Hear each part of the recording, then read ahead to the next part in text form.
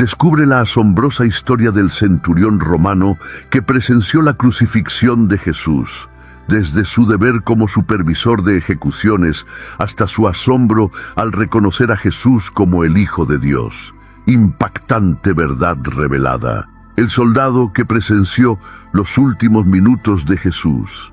El centurión y aquellos que estaban con él cuando vieron el terremoto y las cosas que estaban sucediendo, se llenaron de temor y dijeron verdaderamente, este era el Hijo de Dios. Mateo 27, 53, 54. Era responsabilidad del centurión asegurarse de que la crucifixión se llevara a cabo correctamente y sin complicaciones. Por lo general, estaba a cargo de 100 soldados. En el momento de la crucifixión, era un soldado de carrera cuyo coraje e inteligencia lo habían ayudado a ascender en el rango. Debía ser un soldado de la más alta categoría. Debía ser frío y eficiente para tener éxito en esta posición. Este hombre tenía que seguir las órdenes de sus superiores. La escena de la crucifixión de Jesús fue tan notable que incluso un endurecido centurión romano reconoció que éste era el Hijo de Dios. Esta comprensión significaba que Jesús era inocente del crimen por el cual estaba en la cruz. El centurión debe haber experimentado una mezcla de emociones al darse cuenta de que había supervisado la crucifixión de un hombre inocente. Estas no eran las palabras susurradas de un recluta asustado, ni las palabras temblorosas de un conscripto fácil de manipular. Eran las conclusiones razonadas, alcanzadas por un veterano experimentado, un hombre que había visto sufrir a innumerables hombres de finales horribles y era responsable de poner fin a sus vidas. Este centurión estaba muy consciente de la fuerte condena de los líderes religiosos judíos que habían llevado a Jesús a la cruz por blasfemia. Su comandante en jefe, Poncio Pilato, había respaldado la condena, ya que Jesús hacía esa afirmación.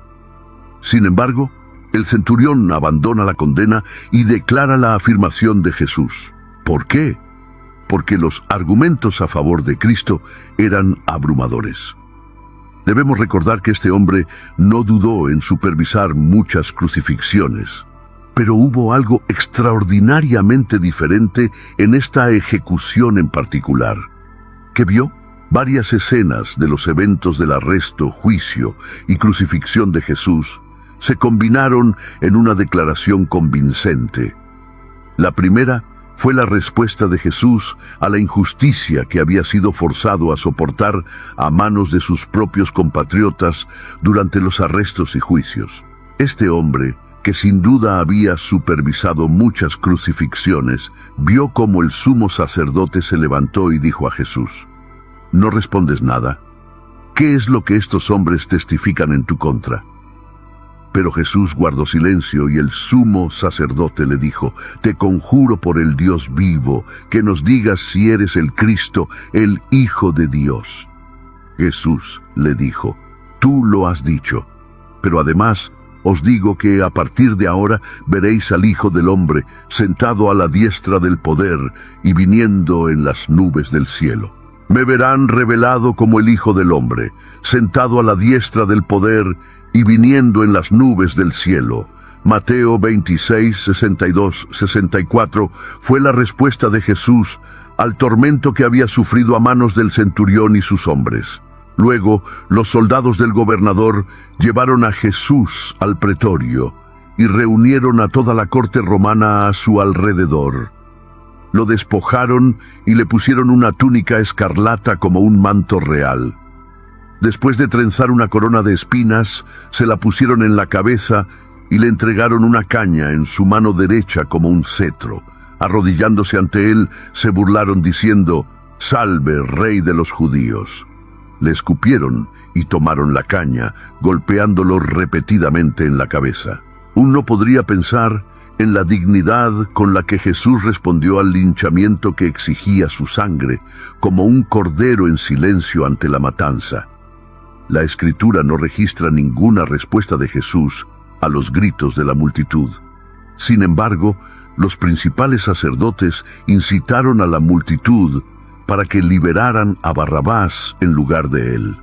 Pilato volvió a preguntar: «Entonces, ¿qué debo hacer con aquel a quien ustedes llaman el rey de los judíos?».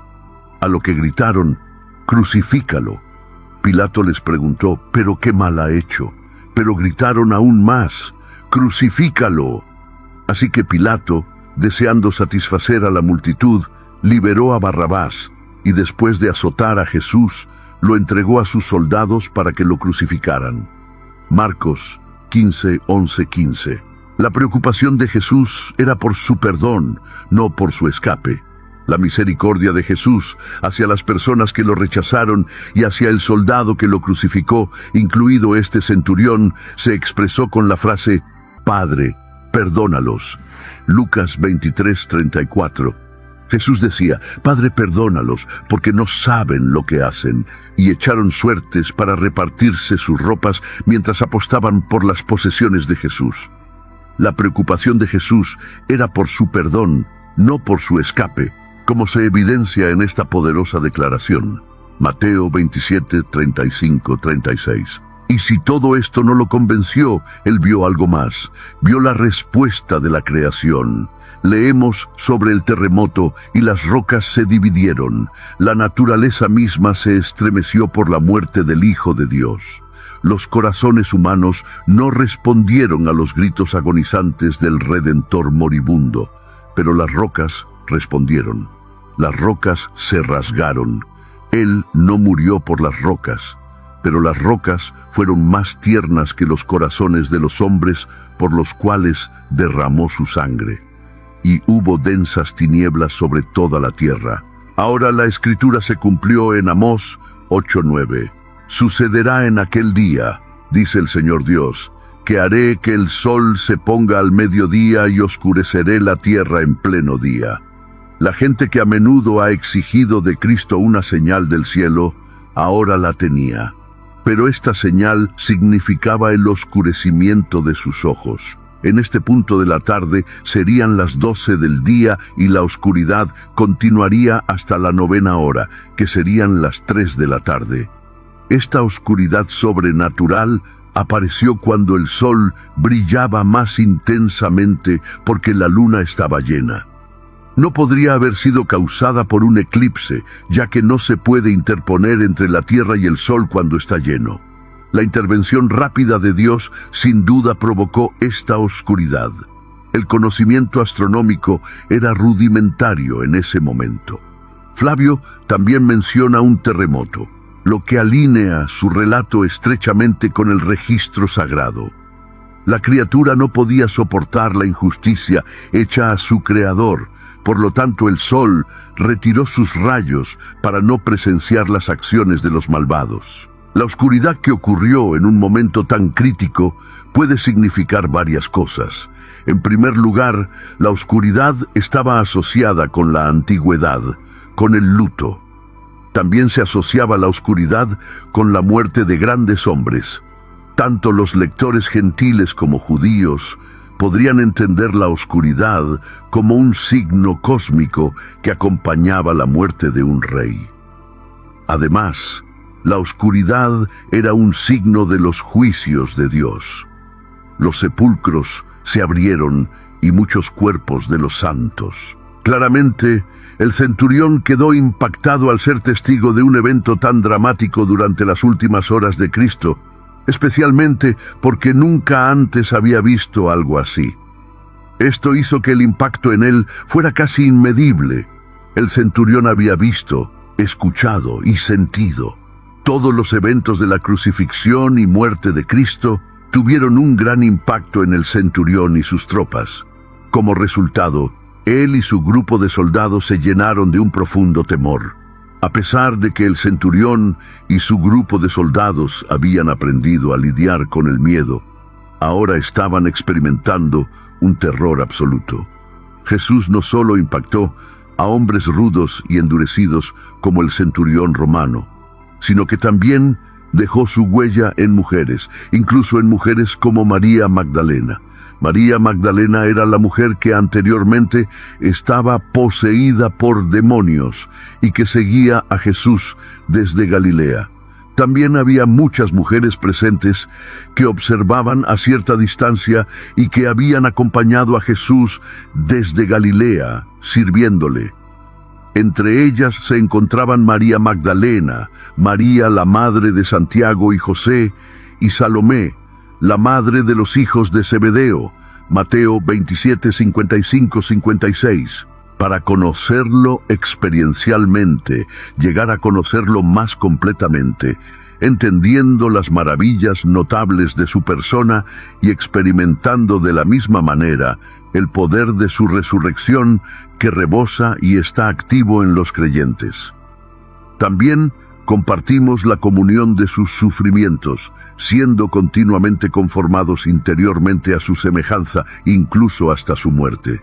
Que ese mismo deseo arda en nuestros corazones para conocer sinceramente al que nos amó y se entregó por nosotros. No podemos dejar de preguntarnos cómo el contacto con Jesús afectó las vidas de los soldados. Se convirtieron en cristianos.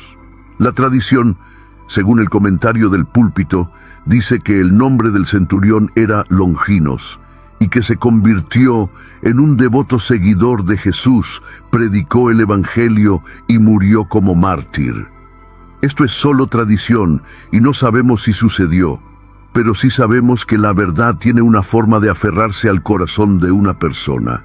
La cruz de Jesús tiene el poder de cambiar al individuo. El centurión comenzó como un oficial romano, supervisando una crucifixión, pero terminó el día reconociendo que Jesús era el Hijo de Dios.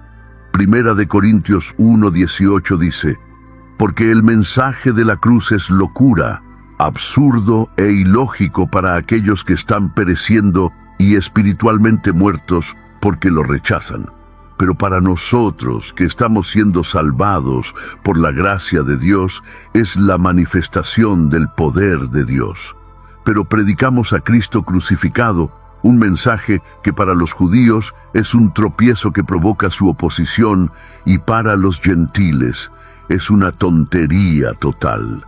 Pero para aquellos que son llamados, tanto judíos como griegos, Cristo es el poder de Dios y la sabiduría de Dios. Primera de Corintios 1, 23, 24.